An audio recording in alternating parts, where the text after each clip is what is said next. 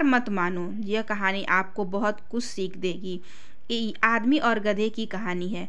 Life में problem चल रही है, कुछ समझ नहीं आ रहा है, अगर आप सपनों के शहर में हारने का मन कर रहा है, सब कुछ छोड़कर नॉर्मल ज़िंदगी जीने का मन कर रहा है, तो ये कहानी आपको हिम्मत देगी और ये इस छोटी सी कहानी से आपको काफ़ी कुछ सीखने को मिलेगा। यह कहानी है एक आदमी और एक गधे की। कहानी को ध्यान से समझना, क्योंकि यह कहानी आपकी सोच बदल देगी।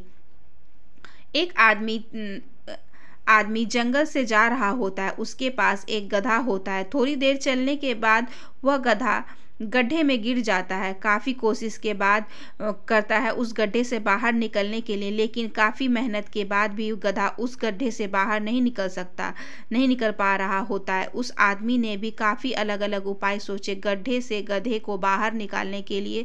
वह आदमी हार मानकर यह सोच लेता है कि गधा उस गड्ढे से बाहर नहीं निकल सकता। वह आदमी ज़्यादा सोच नहीं पाता है और विचार कर बना लेता है कि इस गधे को अब इसी गड्ढे में दफन कर देना चाहिए, ताकि इसे कोई जानवर मारकर खा ना ले।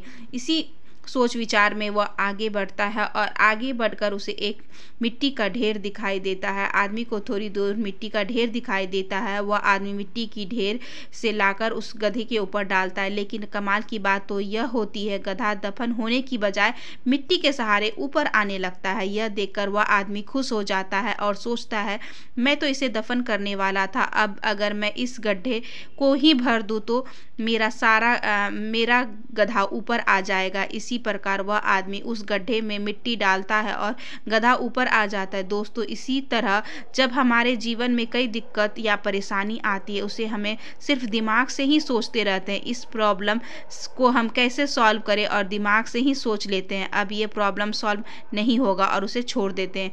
हमें उस प्रॉब्लम के लिए एक्शन लेना होगा। जब तक उसे एक्चुअल में करने जाएंगे तो हमें और भी सारे आइडियाज़ आने लगेंगे कि कैसे करें, वह एकदम आसान हो जाएगा। तो आशा करते हैं कि आपको इस कहानी से सीख मिली होगी।